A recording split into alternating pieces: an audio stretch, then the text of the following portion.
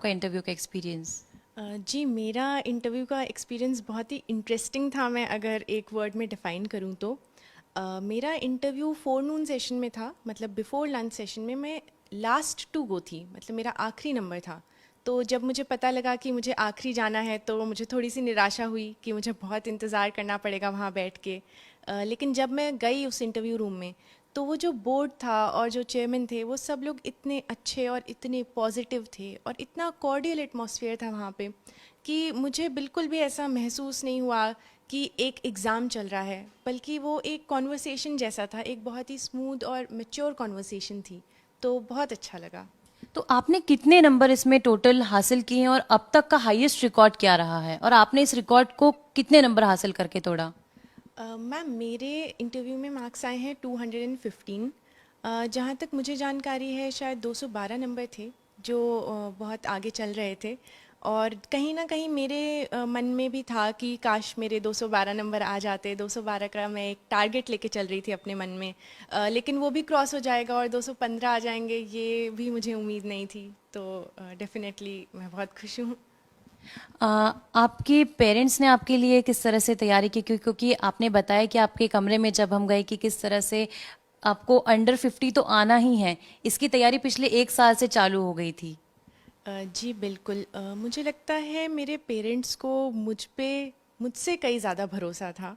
और स्पेशली मेरी माँ ने 1 साल पहले ही मेरे कमरे में लिख के लगा दिया था कि तुम्हारी 50 के अंदर रैंक आएगी। और मैं बार बार अपनी माँ को कहती थी कि 50 के अंदर तो इम्पॉसिबल है, ये तो बहुत ही अच्छी रैंक हो जाएगी। पर मेरी माँ बार बार कहती थी कि नहीं, देखना तुम्हारी आएगी। और उन्होंने हालांकि एक साड़ी तक खरीद के रखी थी मेरे लिए कि जब तुम ज्वाइन करोगी तब ये साड़ी पहनना। तो मुझे लगता है मेरी माँ को बहुत ही ज़्यादा विश्वास था मुझ पे, और आज वो विश्वास फाइनली रिजल्ट लाया है। तो विश्वास के साथ साथ एक्सपेक्टेशंस भी आए थे, तो क्या कुछ महसूस हो रहा था जब आप इंटरव्यू राउंड के लिए अंदर जा रही थी? एक्साइटमेंट थी, नर्वसनेस था, कैसी फीलिंग थी, प्लीज़ हमें बताइए। अ, जी, चूँकि मेरा इंटरव्यू लास्ट में था, मतलब मेरा छठा नंबर था इंटरव्यू देने का। तो 2-3 घंटे इंतज़ार करने तक मेरी एनजाइटी थोड़ी कम हो गई थी। मैं थोड़ा काम डाउन कर गई थी इंटरव्यू में। और डर तो बेशक लगता है वहाँ घुसने के पहले, जब हम उस बिल्डिंग में घुसते हैं तब थोड़ी एंशियसनेस होती है।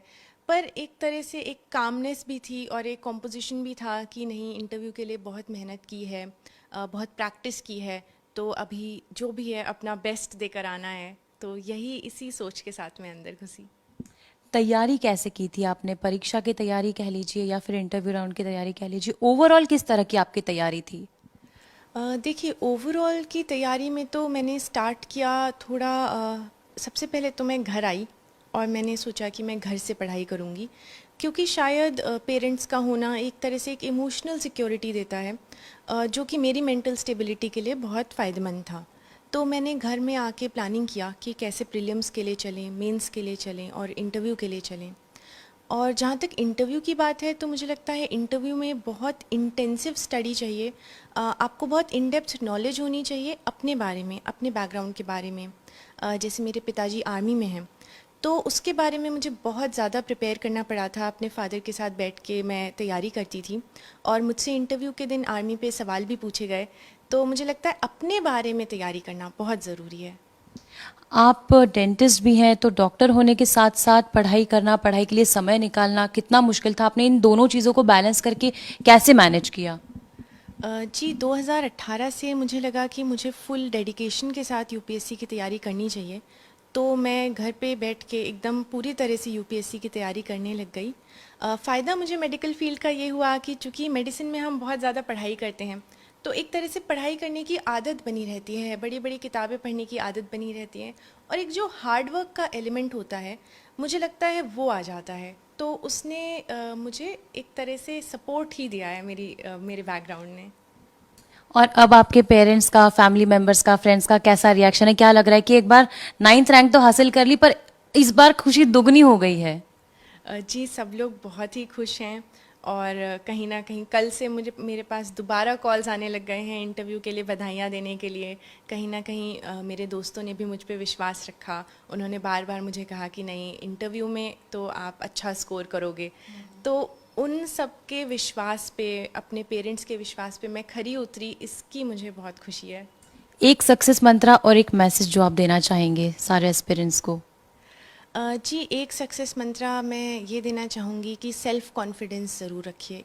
ये एग्ज़ाम की परीक्षा इतनी लंबी है और इतनी वास्ट है कि बहुत ईज़िली आप अपना सेल्फ़ कॉन्फिडेंस लूज़ कर सकते हैं बीच में, आप बहुत ईज़िली डीमोटिवेट हो सकते हैं। तो खुद पे भरोसा बनाए रखना बहुत ही ज़्यादा ज़रूरी है और इसके साथ-साथ मैं कहूँगी सेल्फ़ इवैल्यूएशन करना। हर कुछ दिन पे खुद को देखना कि आप कितना सीखे हैं, आप कितना समझे हैं और आप कितनी ठीक गति से आगे बढ़ रहे हैं। ये मैं मंत्रा भी है और ये मैं एस्पिरेंट्स को भी कहना चाहूँगी कि प्लीज़ इसे ज़रूर फॉलो करें।